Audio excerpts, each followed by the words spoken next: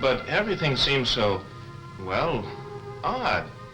I'm not even sure I know who I am. Well, we can certainly straighten you out on that. You're Bill Turner, 822 West Maple Street, and you're in the hardware and sporting goods business.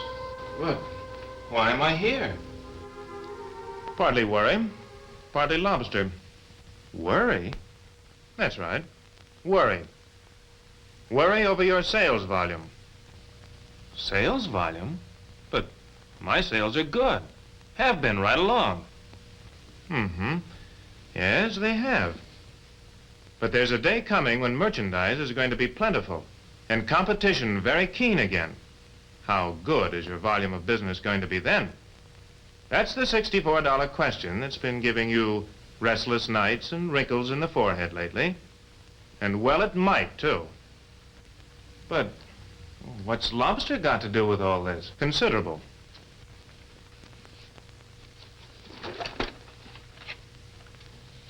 In your enthusiasm to show Mary a good evening out on your wedding anniversary last night, you had a whole lobster. And quite a large one, I might add. And numerous olives, served in thin-shell glasses and surrounded by amber fluid. Between worry and lobster, well, in a word, Bill Turner, you're having a dream. This? A dream? It sure is. About time to start, too. Well, one thing more. Yes? Just who are you? Me. I'm your better self. Why, what? Your better self. Everybody has one, you know. Your subconscious self. Now, he's more or less responsible for this whole thing. Your dream, I mean.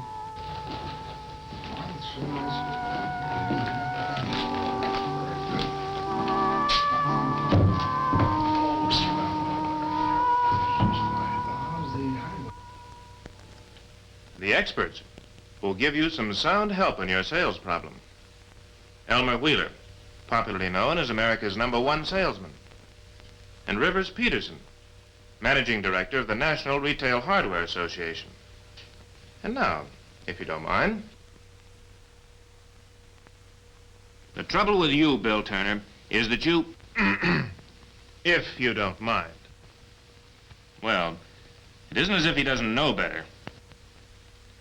You see, Bill, you've been satisfied lately with just sitting back easy and poking the keys of the cash register. Now, that's not selling. And like he says, you know better. Just like every good salesman knows that come the time when merchandise is plentiful again, and competition, more than just a word again, it's going to take some real effort to keep the volume of business up where it is now. Now, don't get me wrong. You aren't slipping up on everything. Why don't we run over to your store for a minute? See some of the things you are doing to ensure continuance of your present volume of business. But we can't go down to the store this time of night. May I remind you again, this is a dream. And in dreams, you can do anything you darn please. Thank you. To the store, then.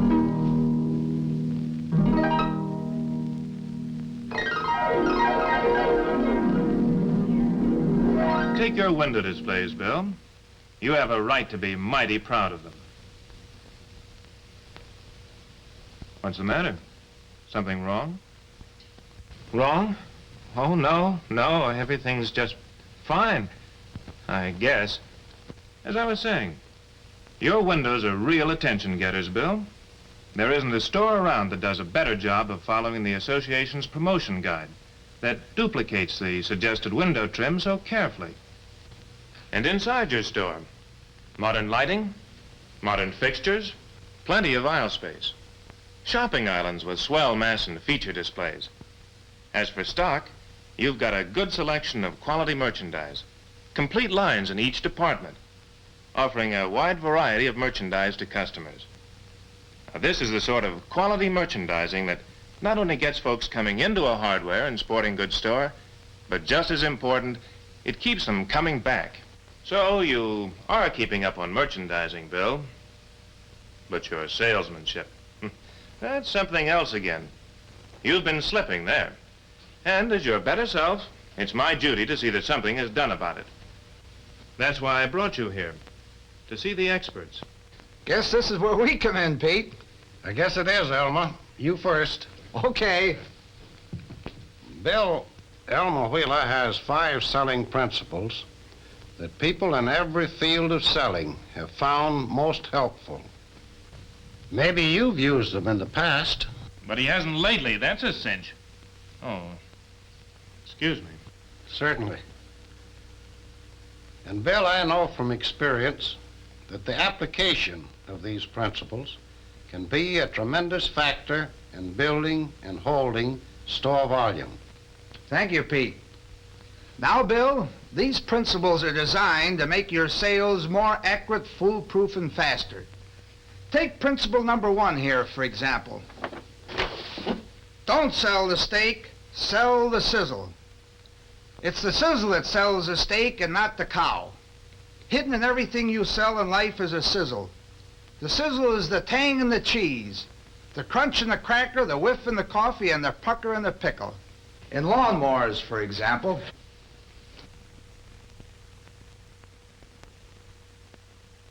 Perfectly logical in a dream. Perfectly logical. This machine will give your customer's lawn the most perfect haircut in the neighborhood because it cuts smoothly and quietly and is easy to push. Take pressure cookers. It's the guarantee of a perfect dinner every time in less time, which in terms of the sizzle is husband happiness. In firearms, it's a lifetime of fun a customer will get shooting a precision-made gun like this. Lifetime of fun, that's the nubbins of a real sizzle on firearms that will lead to many a sale.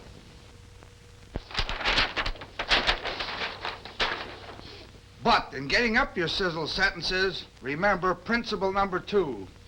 Don't write, telegraph. By this I mean, your first 10 words are more important than your next 10,000. In fact, if your first 10 words aren't the right words, you won't have a chance to use the next 10,000 because your customer will walk away from you physically if he doesn't float away from you mentally. Now take a selling situation in your own store. All right, suppose you have a customer for a toaster. What would you say? Mrs. Smith, how you fixed for toasters these days? You couldn't use another one, could you? You sure wouldn't make many sales using words like that, would you? Now, if you really want to make a sale, try this sizzler. Mrs. Smith, how would you like to make your husband smile every morning? These automatic toasters make the toast every day the way he likes it. You beginning to catch on to this sizzle method of selling? First you find the sizzle, and then you telegraph it. Now for principle number 3. Say it with flowers.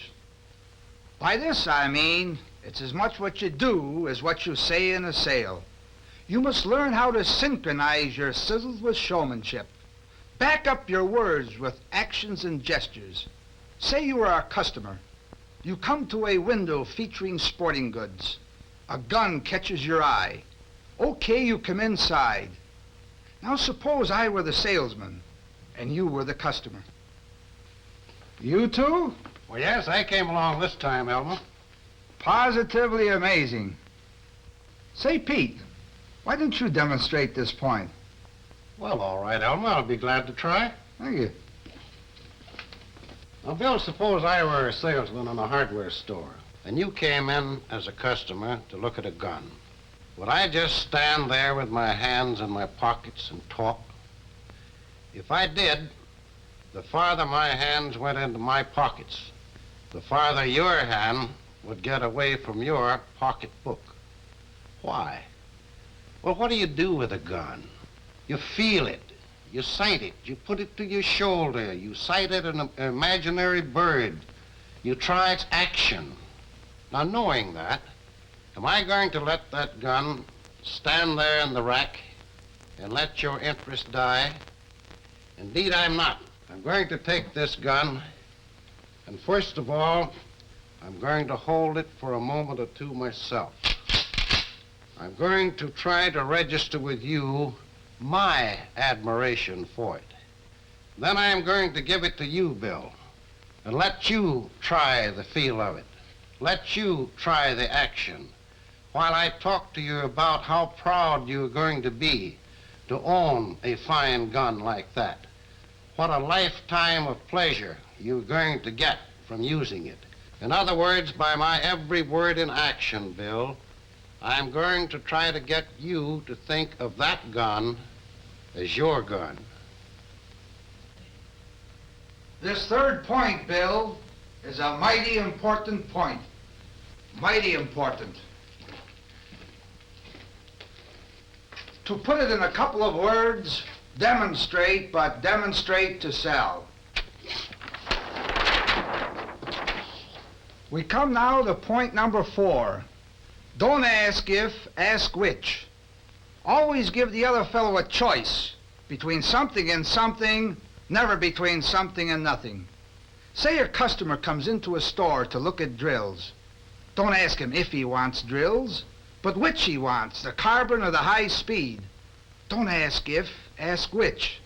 Do you get it?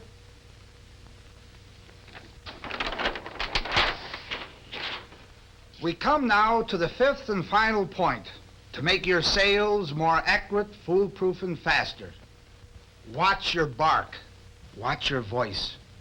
It's as much how you say it as what you say that counts. All right, Bill. Let's say you're going to sell an automatic washer. Go to it. But remember, watch your voice. Watch your tone sizzle. Mrs. Brown, this washer has a one-piece all-steel cabinet. Now that makes it strong and sturdy. And the whole washer is finished inside and out in lifetime porcelain. Porcelain outside for lasting beauty. Porcelain inside for lasting cleanliness. That's the way, Bill. You're sure catching on to this sizzle method of selling.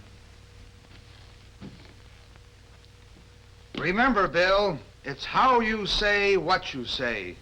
To summarize in my own words, remember, it's not so much what you want to say as what the customer wants to hear that makes sales. Thank you, Mr. Wheeler. You see, Bill? 5 darn good selling principles. But have you been practicing them lately? You know, just between you and me, I think that... I say, just between you and me, I think...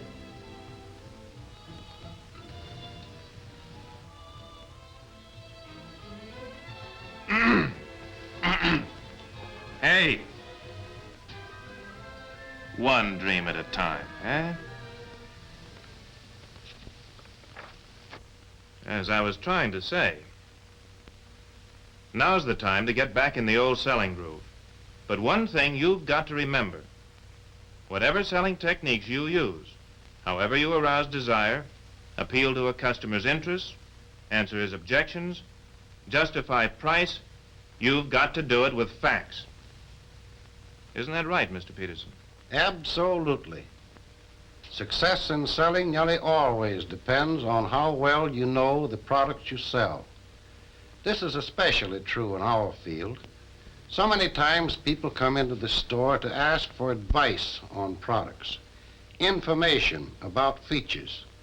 To such people, the man who waits on them is both an authority and an advisor. He sells the products. He should know all about them. Well, Bill used to be on his toes pretty well when it came to keeping informed on products, Mr. Peterson. Why, I can remember back when Bill was making a sale one time. Let's try this one for size. Oh, I like the color.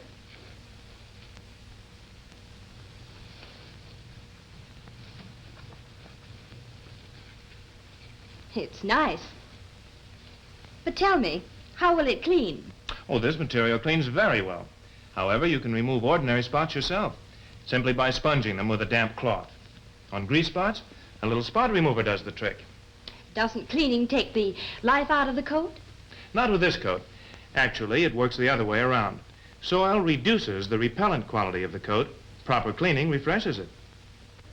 You certainly used product knowledge to advantage in that sale. Tell me, Bill, where did you learn those facts about the hunting coat? Well, to tell you the truth, Mr. Peterson, I was putting a new shipment of those coats up in the rack one day and just happened to read one of the tags. Very good.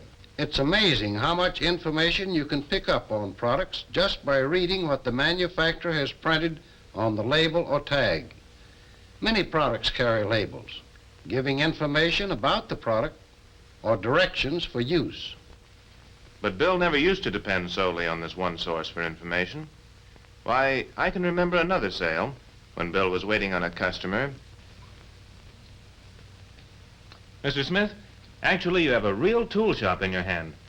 With this one tool, you can grind, drill, polish, engrave, cut, sand, saw. Well, those are just some of the things you can do. Mm-hmm. It works on leather, does it? Yes, it does. And equally well on wood, plastics, and even glass. I see. Sounds all right. You'll find it's a real tool shop, Mr. Smith. Does so many precision operations not possible with other portable tools. Remember where you got the information on that? From a trade publication ad. Yes, ads, both in trade and consumer magazines, are also sources for product information. But I don't mean sitting down and reading every magazine you can get from cover to cover. That would be absurd. It's more a matter of keeping your eyes open when you do read magazines for facts you can use in selling. Now take distributors and manufacturers' representatives. They're good sources too. Actually, every product in your store fairly bristles with questions. And these fellows can give you the right answers. Just one thing, though. You got to ask questions. If you want information, you got to ask questions. Thank you. And don't forget, Bill, that in your regular store sales meetings, you also have a swell chance to pick up useful selling facts. But these facts, this product information, can be useful not only in making sales, but also in making a lot of sales bigger. Bill has made a lot of sales like that one in the past. For instance, one time he was waiting on a fellow interested in a gun. Always been a rabbit man myself, Bill. Thought I might like to shoot ducks for a change. What do you recommend? Well, if you're after ducks, I'd recommend a 12-gauge full choke gun with a 30-inch barrel. Like this one.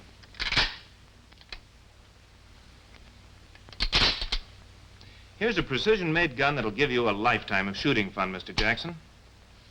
Notice how well it's balanced, how easily it handles. The kind of gun that, well, gives you a real thrill to shoot. And this model has the fastest, easiest, smoothest action of its type. No wonder it's been called the gun with a ball-bearing action. The ideal gun for duck shooting. Full choke, huh? That's right. Lets you reach right out where you can get them. Use a shell with about a size 2 shot, wouldn't I? Well, size 2 would be a little better if you're after geese, Mr. Jackson. But for ducks, I'd recommend a powerful long-range express shell with, well, size 6 shot for all normal shooting. And I've got a shell here that gets there hard and fast, with a perfect pattern every time.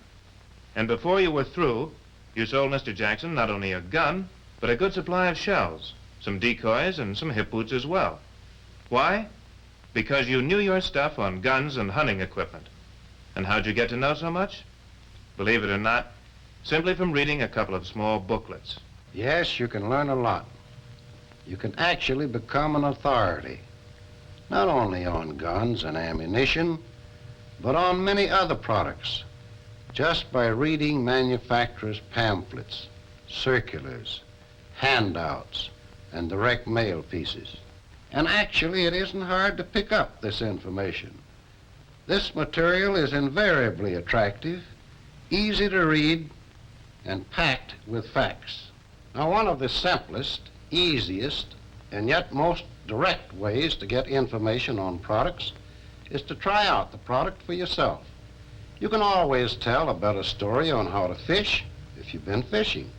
You're bound to be more of an authority on hand traps if you've actually used one. The whole thing boils down to this, Bill. Selling techniques are effective only so long as you have product knowledge to back up those techniques. Don't undersell the importance of this to yourself, and you'll sell more merchandise to your customers. Well, there you are, Bill. You can go on worrying about the future if you want. Or you can get back in the old selling groove again and sleep peaceful nights. It's in your lap. Think it over. And Bill, while you think it over, remember these 5 selling principles. First, don't sell the steak, sell the sizzle. 2, don't write, telegraph. 3, say it with flowers. 4, don't ask if, ask which. And 5, watch your bark. And remember, too, Bill, how effective those selling principles can be when they are backed by real product information. The kind you can get so easily from tags and labels, advertisements, manufacturers and distributors' representatives, your sales meetings, manufacturers' literature, and your own personal experience. And Bill, just one more thing. Lay off the lobster and floating olive combination before going to bed. Thank you.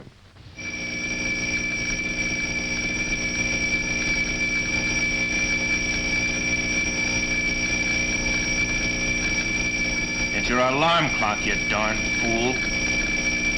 Wake up. Wake up, I said.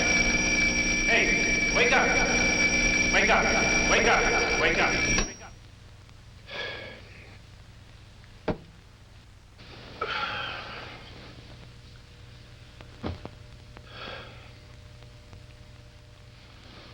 Wow. What a dream.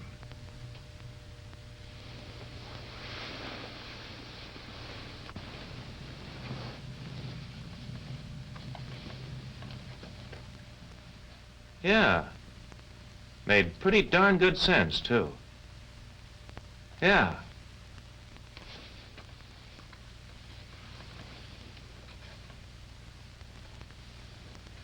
By the way, how did you sleep last night?